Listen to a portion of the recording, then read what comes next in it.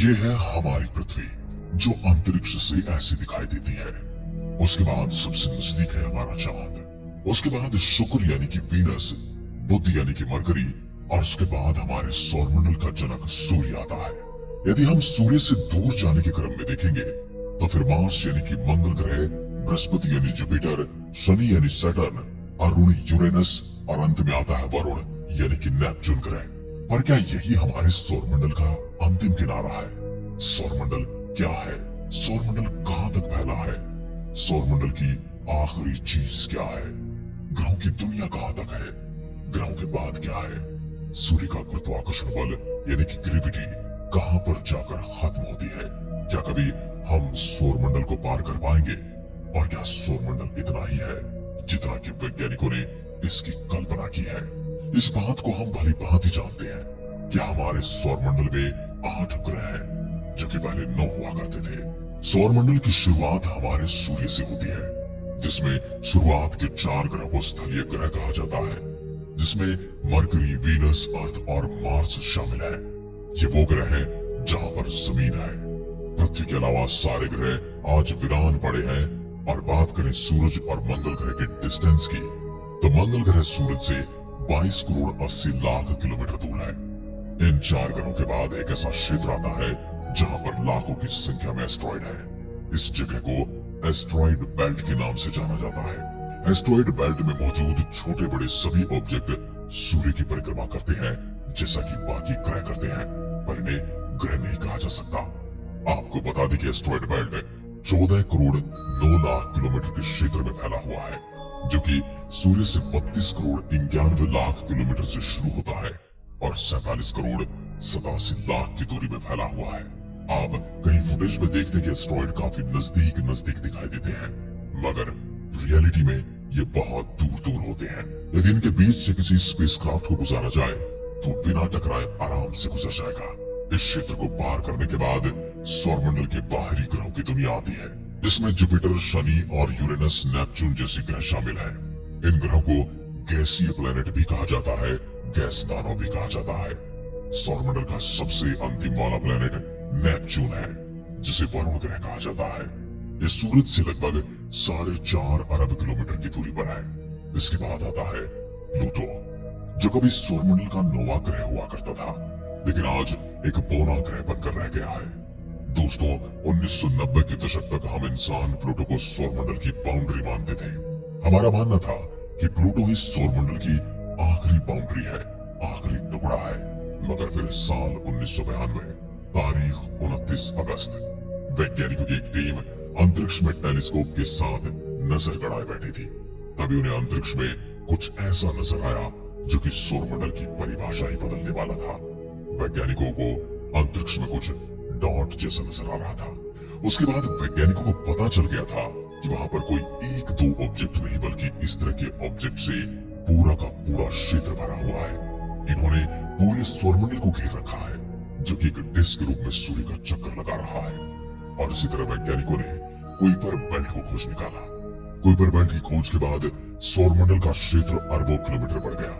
Kuiper belt में लाखों करोड़ों की संख्या में छोटे बड़े ऑब्जेक्ट मौजूद हैं। कुइपर घेरे की वस्तुएं सर्दी की सख्ती से जमे हुए पानी, मीथेन और अमोनिया की मिली जुली बर्फों की बनी हुई है। दोस्तों, कुइपर बेल्ट का मेन एरिया 30 एस्ट्रोनॉमिकल यूनिट से लेकर 50 एस्ट्रोनॉमिकल यूनिट के क्षेत्र में फैला हुआ है। आपको बता दें, एक एस्ट्रोनॉमिकल यूनिट उस दूरी को कहा जाता है जितनी दूरी सूरज और पृथ्वी के बीच में है। ये दूरी लगभग 15 करोड़ किलोमीटर है। लेकिन अब आप सोच रहे होंगे कि कुइपर बेल्ट का अंतिम छोर ही हमारे सौरमंडल का अंतिम किनारा होगा, तो यह आपका सोचना गलत है। सौरमंडल आपकी कल्पना से बहुत बड़ा है। यहाँ पर विज्ञान के नियम नहीं चलते, यहाँ पर प्रकृति के नियम चलते हैं, यहाँ पर अंतरिक्ष के नियम चलते हैं, और अंतरिक्ष अपने ही धुन में अपनी चीजों को सेटल करता है। जैसा कि हमने पहले भी आपको बताया कि वीडियो आपकी आंखें खोल कर रख सकती है। तो ध्यान से देखिए इस वीडियो को और जानिए हमारे सौरमंडल की हर बारीक चीज को। कुइपर बेल्ट के आगे सूरज ने एक डिफ्लेक्टर शील्ड बना रखी है। दरअसल हमारा सूरज हर सेकंड अरबों ton high energy particles solar wind के रूप में बाहर फेंकता रहता है, जो अंतरिक्ष में यात्रा करती हुई सूरज के चारों ओर एक शील्ड बना देती है, जिसे हम हेलियोस्फीयर के नाम से जानते हैं। इसी शील्ड की वजह से आज हम पृथ्वी पर जिंदा हैं, क्योंकि इस ब्रह्मांड के अंदर जो दूसरी गैलेक्सी मौजूद है, उनके अंदर धमाके होते रहते हैं। और यह कोई नॉर्मल धमाके नहीं होते, इनके अंदर कई प्रकार की हानिकारक रेडिएशन होती है, जिन्हें कॉस्मिक रेज कहा जाता है। अगर सीधे इस सौरमंडल के घेरे को पार करके हमारी पृथ्वी तक पहुंच जाए, तो पृथ्वी पर जीवन पूरे तरीके से बर्बाद हो सकता है। और एक ही झटके में जिससे बिजली से आदमी खत्म हो सकता है, वैसे ही पृथ्वी पर जीवन खत्म हो सकता है और हमारी पृथ्वी मंगल और वीनस जैसी वीरान दिखाई देगी। इस खतरनाक कॉस्मिक रेज यानी किरणों से हमें बचाती है हमारे सौरमंडल का हेलियोस्फीयर, जो कि अंतरिक्ष में 14 अरब किलोमीटर क्षेत्र में फैला हुआ है, जो कि सूरज के चारों ओर एक बुलबुले की तरह नजर आता है। जब ब्रह्मांड से आ रही कॉस्मिक किरणें सोलर विंड से टकराती है, तो वहीं पर रुक जाती है।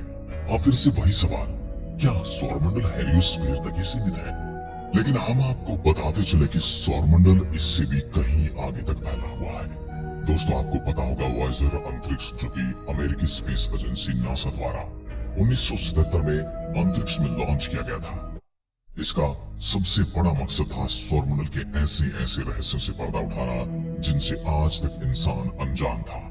आज की तारीख में यह अंतरिक्षयान 163 एस्ट्रोनॉमिकल यूनिट की दूरी पर पहुंच चुका है। आसान भाषा में कहें तो वॉयेजर अंतरिक्षयान पृथ्वी से 2400 करोड़ किलोमीटर दूर जा चुका है और आज भी लगातार यात्रा कर रहा है। कहा जाता है कि साल 2025 में इनसे हमारा कनेक्शन टूट जाएगा, क्योंकि अब इनकी बैटरी बहुत कमजोर पड़ चुकी है और कई सारे उपकरण इनके काम करना बंद कर चुके हैं। लेकिन इसके बाद भी ये यात्रा करते रहेंगे। इनके साथ हम इंसानों का एक मैसेज भी है, जो अगर एलियन सभ्यताओं को मिला, जो कि हमारी तरह ही उन्नत और वैज्ञानिकी तकनीक को जानने वाले होंगे, तो उन्हें पता चलेगा कि हम इंसान भी किसी दूसरे ग्रह पर रहते हैं। लेकिन यहाँ भी एक प्रश्न है, क्या वॉयेजर अंतरिक्षयान सौरमंडल से बाहर जा चुका है? इसका जवाब होगा जी नहीं। वॉयेजर को सौरमंडल की बाउंड्री पार करने में भी हजारों सालों का समय लग सकता है। ये सौरमंडल के एटमॉस्फेयर से तो बाहर जा चुका है, लेकिन सौरमंडल के गुरुत्वाकर्षण से नहीं। यानी अभी भी यह अंतरिक्षयान करीब 45 साल से ज्यादा समय से अंतरिक्ष में सफर कर रहा है, मगर सूरज के गुरुत्वाकर्षण के चुंगल से नहीं निकल पाया है। अभी से और लंबा रास्ता तय करना है किसी दूसरे सौरमंडल में प्रवेश करने के लिए, लेकिन उसके लिए भी इसे बहुत सारी मुसीबतों का सामना करना पड़ेगा। हेलियोस्फीयर से आगे भी कुछ ऐसी चीज मौजूद है जो सूरज के गुरुत्वाकर्षण से कनेक्ट है। सूर्य के इतने दूर के हिस्से को हम देख तो नहीं पाते, पर कभी कभी यह वस्तुएं वहां से छिटक कर सौरमंडल के अंदर की ओर आ जाती हैं, जो पृथ्वी पर जीवन को नुकसान पहुंचा सकते हैं। बाकी ग्रहों पर भी ये टकराते रहते हैं, परंतु वहां पर किसी तरह का जीवन नहीं है, इसलिए कोई नुकसान नहीं होता। इन्हें हम जानते हैं कॉमेट्स के नाम से। आपको बता दें, कॉमेट भी दो तरह के होते हैं, एक शॉर्ट पीरियड कॉमेट और long period comet. Short period comet मंगल ग्रह के पीछे मौजूद एस्ट्रॉइड बेल्ट से आते हैं, लेकिन लॉन्ग पीरियड कॉमेट एक ऐसी रहस्यमय दुनिया से आते हैं जिसके बारे में हम बहुत कम जानते हैं। लॉन्ग पीरियड कॉमेट हर 1000 साल या इससे भी अधिक समय में एक बार आते हैं। इससे इस बात का अंदाजा लगाया जा सकता है कि मेहमान कोई नजदीक जगह से नहीं, बल्कि बहुत दूर से यात्रा करके आते हैं। सूरज से बहुत ही ज्यादा दूरी पर होने के कारण इन पर बर्फ जमी रहती है, जो सूरज के नजदीक आते आते पिघलना शुरू हो जाती है और इनका आकार छोटा होता जाता है। पिघलती हुई बर्फ पीछे पूंछ की तरह नजर आती है। ये कॉमेट सौरमंडल में समय समय पर आते रहते हैं। इसका मतलब साफ है कि जहां से आ रहे हैं वह इनका बहुत ही बड़ा भंडार मौजूद है। लेकिन आखिर वो है कहाँ? हो सकता है हमारा सोलर सिस्टम ऐसी कॉमेट्स की भरी डिस्क से घिरा हुआ हो, और वो है ऊट क्लाउड। वैज्ञानिकों की एक कैलकुलेशन के मुताबिक इस ऊट क्लाउड में 2 खरब से भी ज्यादा ऑब्जेक्ट मौजूद हो सकते हैं। लेकिन ऊट क्लाउड की इस दुनिया को हमने रियलिटी में कभी नहीं देखा है। अभी तक एक कोरी कल्पना मात्र है। आखिर धूमकेतु वहां से अपनी जगह चेंज करके सौरमंडल के अंदर की तरफ क्यों आते हैं? ये सौरमंडल के बाहर की तरफ भी जाते होंगे।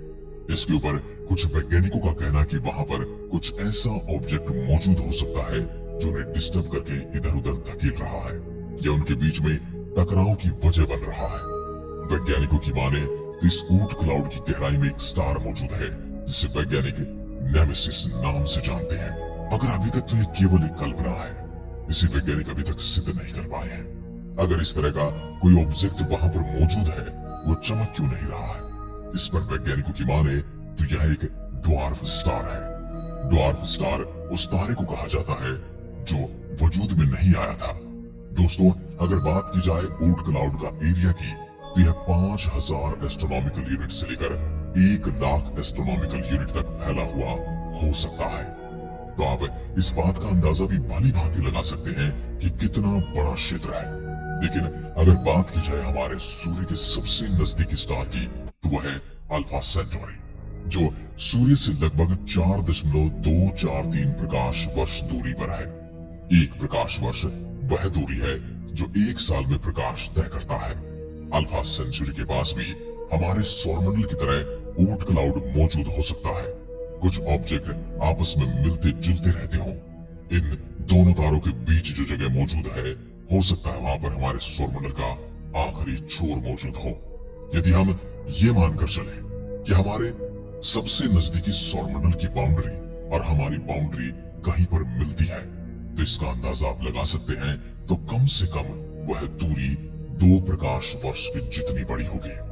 मगर दोस्तों, पक्के तौर पर तो हम ये नहीं कह सकते कि हमारे सौरमंडल का किनारा कहाँ है।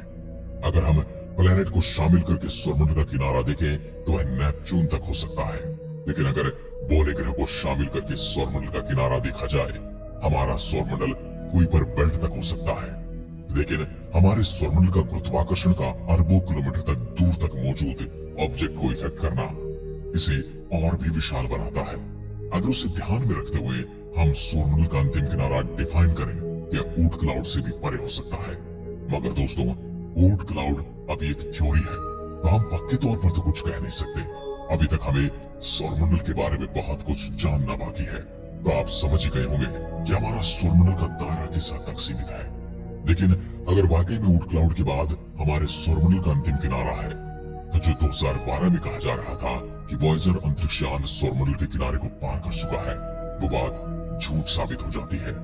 इसे और हजारों सालों का समय लगने वाला है सौरमंडल को पार करके इंटरस्टेलर स्पेस में पहुंचने या कदम रखने में। फिर भी ये बात झूठी हो जाएगी कि हमने सौरमंडल से बाहर जाकर दुनिया को देखा है।